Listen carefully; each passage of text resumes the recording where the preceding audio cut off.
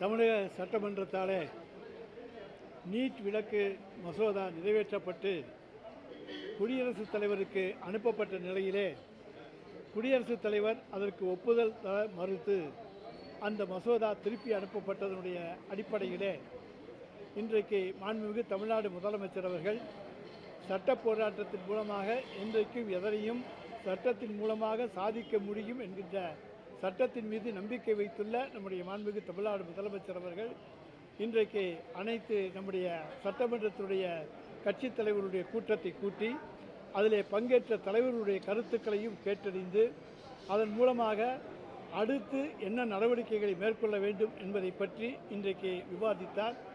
அத்தோடு இல்லாமல் நீட் விலக்கு என்பது இன்றைக்கு ஒன்றிய அரசால் நாம் வலியுறுத்துகின்றோம். இன்றைக்கு ஒன்றிய அரசு ஜிப்மர், எய்ம்ஸ் போன்ற கல்வி நிறுவனங்களுக்கெல்லாம் நீட்டிலிருந்து விலக்கு தந்திருக்கின்றன. அவர்கள் தனியாக தேர்வு நடத்துகிறார்கள், அதை பற்றி பிரச்சனைகள் கிடையாது.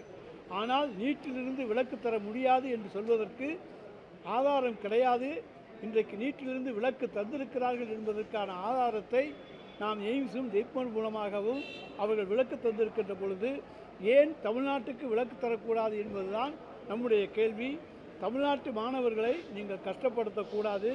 ஏனென்று சொன்னால் அகில இந்திய ரீதியிலே உலக ரீதியிலே நீங்கள் பார்த்தீர்களேயானால் தமிழ்நாடு மருத்துவர்கள் தான், அதுவும் அரசு பள்ளியிலே படித்துவிட்டு வந்து தலை சிறந்த மருத்துவர்களாக இன்றைக்கு அகில உலகத்தில் இருக்கக்கூடியவர்களாக நம்முடைய தமிழ்நாடு மருத்துவர்கள் இருக்கின்ற சூழ்நிலையிலே நீங்கள் நீட்டுக்கு விலக்கு தர வேண்டும் என்கின்ற கோரிக்கையை முன்வைத்திருக்கின்றோம்.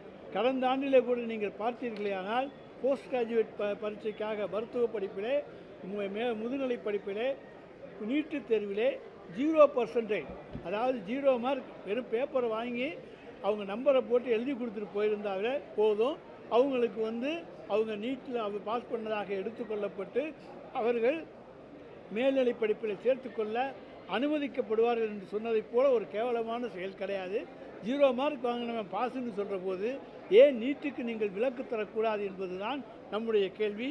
அடுத்ததாக நம்முடைய கல்வி என்பது மாநில அரசினுடைய பட்டியலில் இருந்து இன்றைக்கு பொதுப்பட்டியலுக்கு கன்கரன்ஸ் லிஸ்ட்டுக்கு மாற்றப்பட்டிருக்கிறது. அதைத்தான் இன்றைக்கு நாம் எதிர்க்கின்றோம். இன்றைக்கு கன்கரன்ஸ் லிஸ்ட்டில் இருந்தால் கூட மாநில அரசை கலந்தாலோசித்திருக்க வேண்டும். ஆனால் மாநில அரசை கலந்தாலோசித்ததாக தெரியவில்லை. எனவே எந்த வகையிலும் நீட் உள்ளே புகுவதை நாம் சட்டப்படியும் தடுக்கின்றோம். சட்டப்படியாக அவர்கள் அதை எடுக்கவில்லை. எனவே மாநில அரசை கலந்தாலோசிக்கவில்லை.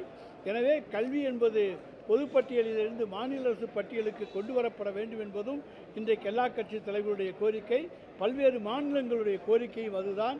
எனவே எல்லா கோரிக்கைகளையும் வலியுறுத்தி சட்ட வல்லுநர்களோடு கலந்து பேசி என்னென்ன வழியிலே நாம் சட்ட வழக்குகளை தொடுத்தால் நீட்டிலிருந்து விலக்கு பெற முடியுமோ அந்த அடிப்படை புரிந்து கொண்டு எந்த முறையிலே செய்ய வேண்டுமோ நிச்சயமாக ஒரு முடிவை மாண்புமிகு தமிழ்நாடு முதலமைச்சர் அவர்கள் எடுப்பார்கள். அவங்களுக்கு நீட்டில் அக்கறை, அதான் அவங்க நீட்டு தேவைன்னு நினச்சி பாரதிய ஜனதாவோடு கூட்டணி வைத்திருக்கின்ற காரணத்தால், கூட்டணிக்கு அச்சாரம் எடுத்திருக்கின்ற காரணத்தால் அவங்க நீட்டை பற்றி கவலைப்படுறாங்க. நீட்டு தேர்வே வந்தது அவங்களால தானே, அவர்களால் கொண்டு வரப்பட்ட நீட்டு இப்போ அவர்களால் விலக்கெடுக்கப்பட வேண்டும் என்கின்ற கோரிக்கை வைப்பதற்கு அவங்களுக்கு கொஞ்சம் தயக்கம், வேற ஒன்று.